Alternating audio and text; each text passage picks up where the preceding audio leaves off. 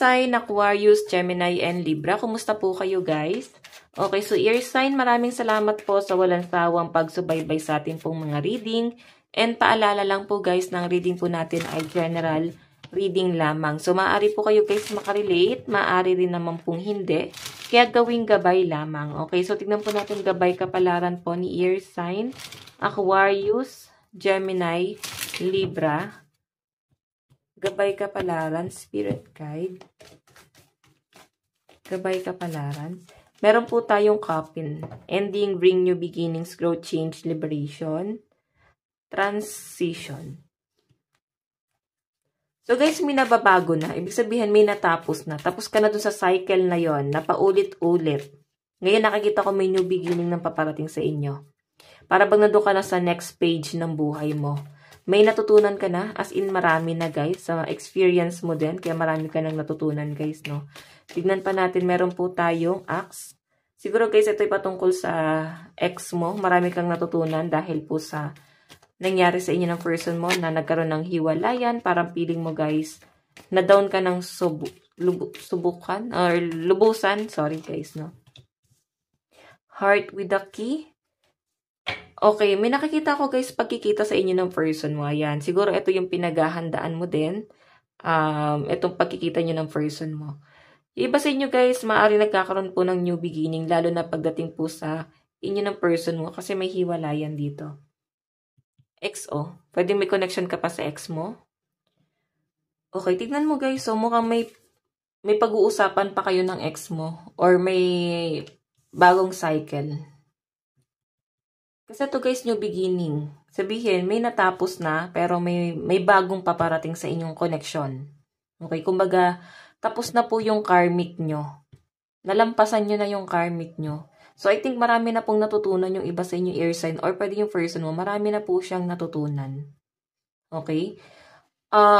Kung ito naman guys ay, kung wala naman ang pagbabalikan, pwedeng may pagpapatawad na, no? Mas pinili na lang pong maging magkaibigan.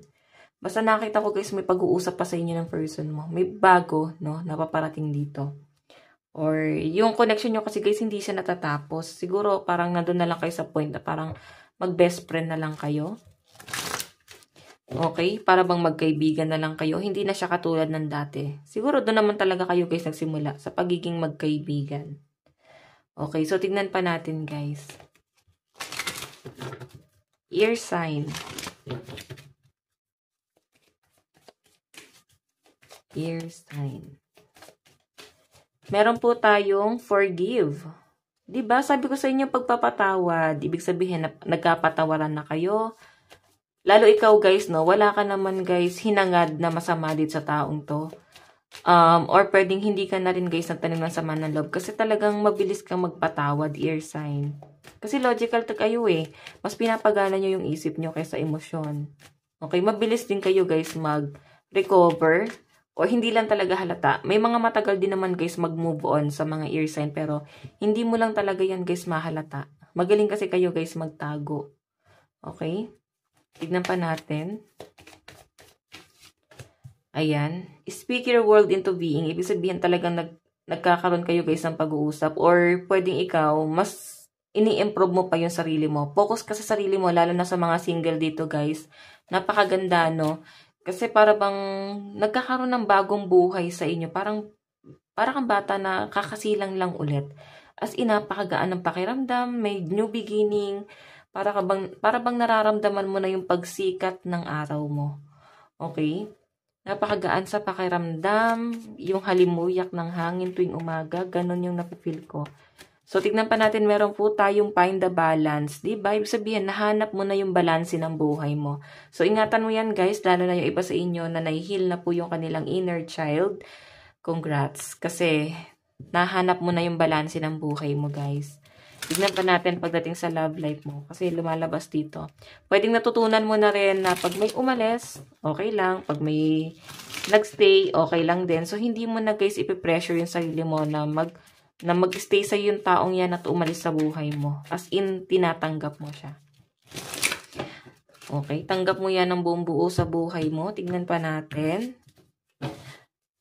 Pagdating sa love life mo,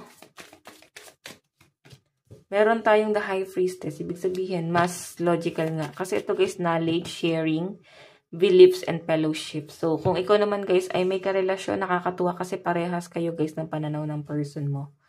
Okay? Ayan no. Wait lang po, ayusin natin. Parehas kayo guys ng pananaw ni person. Nandun na kayo sa point na nasishare na kayo guys ng ang kanya-kanyang paniniwala. Kung kayo ay magka-relasyon guys, no?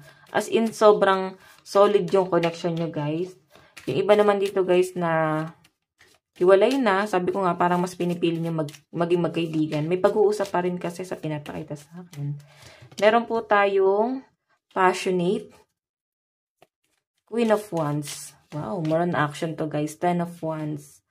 Actually, yung iba sa inyo may mga dala-dala ka pa rin mga bagahe, no?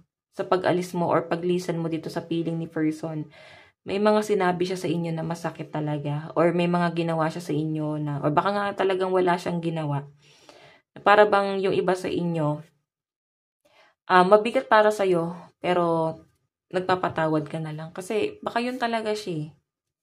Okay? Hindi mo na guys ginagawang big deal ang lahat ng bagay dito.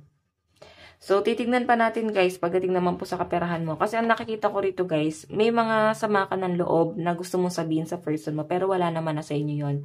Gusto mo lang ear sign na sabihin sa kanya na yun yung naging sitwasyon mo that time. Gusto mong iparealize sa kanya. Okay, tingnan natin guys, pagdating po sa inyong daloy ng kaperahan. Meron po tayong 10 of Wands pa rin. Daloy ng kaperahan. 4 of Swords. Ang daming gastusin guys, no? Actually guys, yung iba sa inyo may pangungulila talaga sa pera. Okay, pero sa pinapakita sa akin dito, ear sign, ayan, meron pong success. 4 of Wands. May pwedeng, para bang, ang tawag dito guys, nakalimutan ko. Parang mapopromote sa trabaho. Or pwedeng magiging maganda pa rin ang daloy ng pera mo kung ikaw ay may business guys. As in, ang ganda naman po nung pinapakita sa akin dito. Okay? Kung nararamdaman mo daw guys yung struggle, para bang sunod-sunod yung bayarin mo, sunod-sunod yung gastusin, diba? Parang ikaw lang guys yung pumapasa ng responsibility. Ang pwedeng ito guys ay nangyari na sa past, naramdaman mo na parang hindi ka nakaipon. Ngayon guys, nakikita mo na nakakaipon ka na. Nakikita mo na mas gumagaan na or gagaan na siya sa mga susunod na mga araw. Hindi pa siya guys pumapasok. Sabi nga rito, new beginning. Sabihin, may patapos pa lang. Okay, patapos pa lang. Pero huwag ka mag-alala guys. Magiging maganda na daw po ang daloy ng pera mo sa mga susunod na mga araw. So, tignan pa natin ang inyong advice. Meron tayong balance. Ayan, di ba? Magkaroon ka ng balance. Meron tayong joy. So, napakaganda nito guys. Ibig sabihin, nagkakaroon ng balance sa buhay mo.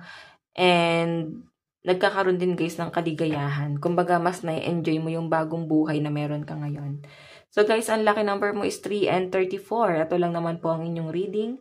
Hanggang sa muli. God bless and love you all. Thank you.